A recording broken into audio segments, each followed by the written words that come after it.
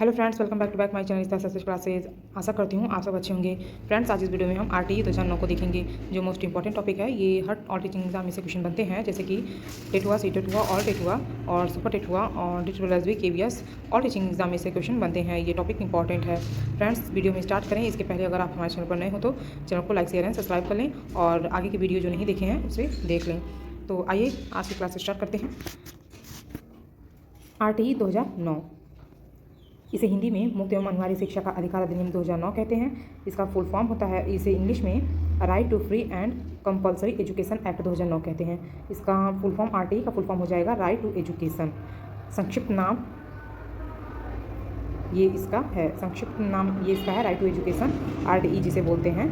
इसका हिंदी हो जाएगा शिक्षा का अधिकार अधिनियम। एक्ट हो गया अधिनियम और एजुकेशन राइट हो गया अधिकार, एजुकेशन तो शिक्षा को बोलते हैं, तो इसका हिंदी हो जाएगा शिक्षा का अधिकार अधिनियम 2009।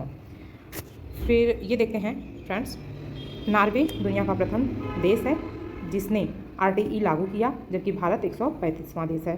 तो ये इंपॉर्टेंट पॉइंट है, ये पूछ सकता है कि RTE 2009 स्टार्ट करने वाला 2009 नहीं रहेगा, RTE को स्टार्ट करने वाला, राइट टू एजुकेशन को स्टार्ट करने वाला दुनिया का पहला देश कौन सा है, तो ये नॉर्वे है। और अपने इंडिया में RTE कब कौन सा स्थान है भारत का, तो 135वां है। और ये कब स्टार्ट किया गया, तो ये पूरे ऑल इंडिया में पूर्ण रूप से लागू हुआ 1 अप्रैल 2010 को। आगे हम देखेंगे। तो आइए देखते हैं नेक्स्ट पॉइंट क्या है।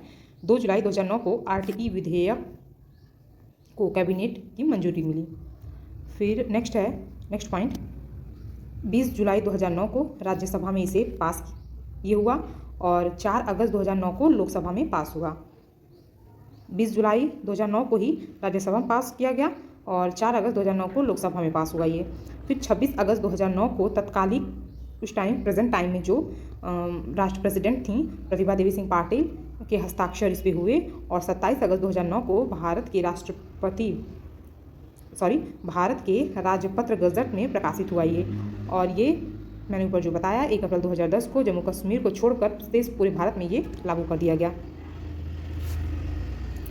तो अगर फ्रेंड्स इससे क्वेश्चन पूछे, ये क्वेश्चन 2019 के सुपर टेट में यूपी के पूछा था कि RTE 2009 प्रभाव में कब आया, तो ये 1 अप्रैल 2010 को आया जम्मू कश्मीर को छोड़ करके। नेक्स्ट पॉइंट है, इस अधिकार को मूल अधिकार बनाने के लिए भारतीय संविधान के अनुच्छेद 21 में एक खंड बनाकर जोड़ा गया। अब अगली पॉइंट है, 4 जुलाई 2013 को RTE का गीत जारी किया गया। ये भी इम्पोर्टेंट पॉइंट है, इसे भी ध्यान दें। RTE का गीत जारी हुआ कितने को, 4 जुलाई 2013 को। इसे लिखा कौन, तो जावेद अख्तर ने इसे लिखा और सोनू निगम ने इसे गाया। गीत क्या है ये देखें, टन टन टन सुनो घंटी बजी स्कूल की, यही गीत की बोल है। टन टन टन सुनो घंटी बजी स्कूल की, RTE गीत की बोल। ऐसे क्वेश्चन ऑप्शन में देख के पूछ सकता है, तो इसे जानते रहें। अगला पॉइंट है, इस अधिनियम में कुल 7 अध्याय और 38 धाराएं एवं एक अनुसूची है। RTE राइट टू एजुकेशन अधिनियम में कुल 7 अध्याय हैं, 38 धाराएं हैं और एक अनुसूची है। अगली पॉइंट है, इस अधिनियम को लाने के लिए दिसंबर 2002 में भारतीय संविधान का 86वां संशोधन किया गया। 86वां संशोधन किया गया इस अधिनियम को RTE 2009 को लाने के लिए। अब नेक्स्ट देखेंगे इसमें कौन कौन सी इंपॉर्टेंट धाराएं हैं और किस धाराओं में क्या कहा गया है। तो धारा 1, यह अधिनियम 1 अप्रैल 2010 से जम्मू कश्मीर को छोड़कर सभी राज्यों में लागू हुआ तथा 6 से 14 वर्ष के सभी बालकों को मुफ्त एवं अनिवार्य शिक्षा सुनिश्चित करेगा, धारा 1 में कहा गया। और धारा 2 में कहा गया, इसकी महत्वपूर्ण शब्दों की व्याख्या है। धारा 2 में बालक 6 से 14 वर्ष के बालक एवं बालिका इसमें अध्ययन करेंगे। समुचित व्यवहार केंद्र सरकार, राज्य सरकार, केंद्र शासित प्रदेश द्वारा होगा। स्थानीय सरकार, नगर निगम, ग्राम पंचायत आदि होगी। प्रारंभिक शिक्षा कक्षा 1 से 8 तक की इसमें है और दुर्बल वर्ग के लोग जाएंगे। स्कूल सरकारी सहायता प्राप्त, विशिष्ट तथा पूरी तरह से निजी स्कूल भी इसमें हैं और वंचित वर्ग, सुविधाओं की कमी वाले बच्चे इसका लाभ लेंगे। फिर धारा 3 में कहा गया 6 से 14 वर्ष के सभी बालक बालिकाओं को यह शिक्षा मुफ्त एवं निःशुल्क होगी। धारा 4 में कहा गया प्रवेश का आधार उम्र होगी तथा कक्षा निर्धारण के लिए बच्चे की उम्र में से 5 घटाकर कक्षा निर्धारित की जाएगी। और धारा 5 में कहा गया किसी बच्चे को किसी अन्य स्कूल में हस्तांतरण कराने का हक है। ऐसे स्कूल को तुरंत टीसी हस्तांतरण प्रमाण पत्र देना होगा। ऐसा न करने पर अनुशासनात्मक कार्यवाही होगी तथा बिना टीसी के भी प्रवेश दिया जाएगा। और धारा 6 में बोला गया 3 वर्ष के भीतर बालक के घर से क्रमशः 1 और 3 किलोमीटर की दूरी पर उच्च प्राथमिक विद्यालय खोले जाएंगे। धारा 7 में बोला गया केंद्र एवं राज्य सरकार के व्यय का अनुपात पहले तक यह 65:35 था, अब यह 60:40 हो गया है, लेकिन पूर्वोत्तर राज्यों में यह अनुपात 90:10 का है। तो फ्रेंड्स यहाँ से क्वेश्चन बन सकता है कि पूर्वोत्तर राज्यों में आरटीई का अनुपात व्यय का अनुपात कितना है, तो ये 90:10 है। और प्रेजेंट टाइम में कितना है ऑल इंडिया में, तो 60:40 है। पहले कितना था 65:35। अब अगली धाराएं देखते हैं। धारा 8 में क्या कहा गया है, तो धारा 8 में बोला गया है समुचित सरकार के कर्तव्य, इसमें इसकी व्याख्या की गई है। धारा 9 में स्थानीय अधिकारी के कर्तव्य और स्थानीय निकायों के कर्तव्य हैं।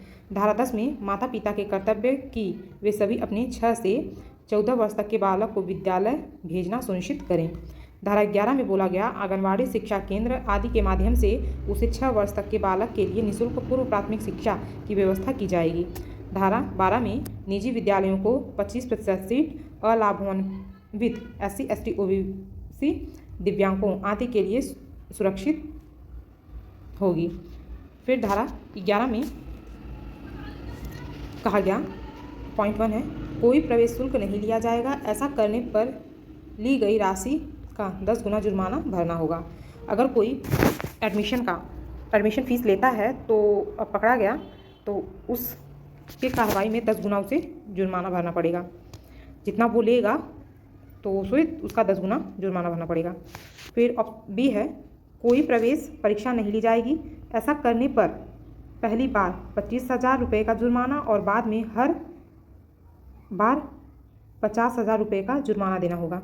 धारा 14 में कहा गया आयु प्रमाण पत्र न होने पर भी प्रवेश दिया जाएगा। और धारा 15 में निर्धारित अवधि 30 सितंबर के बाद भी प्रवेश मिल जाएगा। धारा 16 में बोला गया अवरोध एवं निष्कासन पर रोक लगाया जाएगा। ऐसे ही धारा 17 में कहा गया किसी प्रकार की मानसिक या शारीरिक दंड पर रोक लगाई जाएगी। धारा 18 में बिना मान्यता के स्कूल चलाने पर रोक पकड़े जाने पर पहली बार में 1 लाख रुपए और दोबारा पकड़े जाने पर प्रतिदिन के हिसाब से 10,000 रुपये का जुर्माना लगाया जाएगा। और धारा 19 में बोला गया विद्यालय के मान एवं मानदंड अनुसूचित में वर्णित है। ये धारा 20 में अनुसूची में संशोधन का अधिकार सिर्फ केंद्र सरकार का होगा। फिर धारा 21 में बोला गया है प्रत्येक विद्यालय सरकारी में से एक विद्यालय प्रबंधन सीमित होगी और जिसमें 75% या 3:4 सदस्य बच्चों के अभिभावक होंगे तथा इन अभिभावकों में आधी संख्या जो है वो महिलाओं की होगी। इसमें कुल सदस्य 16 होंगे। धारा 22 में है कहा गया SMC का मुख्य कार्य विद्यालय विकास योजना। एक मिनट, अब देखिए धारा 22 में बोला गया SMC का मुख्य कार्य विद्यालय विकास योजना या स्कूल डेवलपमेंट प्लान SDP से शॉर्ट में बोला जाता है, स्कूल डेवलपमेंट प्लान तैयार करना होगा। और SMC का फुल फॉर्म होगा स्कूल मैनेजमेंट कम्युनिटी। धारा 23 में कहा गया शिक्षकों की योग्यता के बारे में बोला गया और टेट सीटेट में इसके बाद धारा 23 में की गई है उनकी योग्यता क्या रहे तो वो योग्य शिक्षक ही आए। धारा 24 में बोला गया शिक्षकों के कर्तव्य बताया गया है। देखते हैं क्या है। शिक्षकों के कर्तव्य में पहली पॉइंट है नियमितता एवं समय का पालन करना, पाठ्यक्रम समय पर पूरा करना, बच्चों की क्षमता को ध्यान में रखकर ही पढ़ाना, बच्चों के माता पिता के लगातार संपर्क में रहना, शिक्षक कार्य के अलावा अन्य जिम्मेदारियों का निर्वहन, सरकारी आदर्श एवं नियमों का पालन करना। ये धारा 24 में शिक्षक के कर्तव्य बताए गए हैं। धारा 25 में कहा गया शिक्षक छात्र अनुपात के बारे में बताया गया। और धारा 26 में किसी भी विद्यालय में शिक्षकों की कुल संख्या का 10% से ज़्यादा पद खाली नहीं रखा जा सकता। धारा 27 में कहा गया चुनाव, जनगणना एवं आपदा राहत कार्य के अलावा शिक्षकों को अन्य किसी गैर शैक्षणिक कार्य में नहीं लगाया जाएगा। धारा 28 में सरकारी शिक्षकों को निजी ट्यूशन पढ़ाने पर रोक,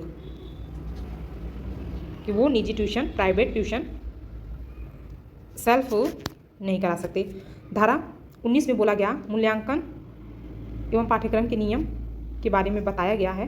क्या है देखें, समावेशी शिक्षा, सतत एवं व्यापक मूल्यांकन, बाल केंद्रित शिक्षा हो, गतिविधि आधारित मूल्यांकन हो, मातृभाषा द्वारा प्राथमिक शिक्षा दी जाए, भयमुक्त वातावरण में शिक्षा, बच्चों का सर्वांगीण विकास कराया जाए। ये धारा 29 में कहा गया। और अगली धारा है 30, इसे देखें इसमें क्या कहा गया है। धारा 30 में कक्षा 8 तक किसी को फेल नहीं किया जाएगा और शिक्षा पूरी तरह कोई बोर्ड परीक्षा नहीं होगी तथा प्रारंभिक शिक्षा पूरी होगी। और धारा 31 में बोला गया इस अधिनियम के अंतर्गत बच्चों को वही अधिकार प्राप्त होंगे जो बाल अधिकार संरक्षण अधिनियम 2005 में दिए गए हैं।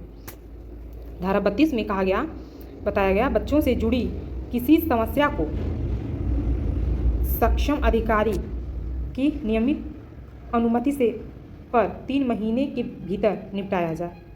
धारा 33 में बोला गया राष्ट्रीय सलाहकार परिषद का गठन बताया गया इसमें। और धारा 34 में राज्य सलाहकार परिषद का गठन हुआ।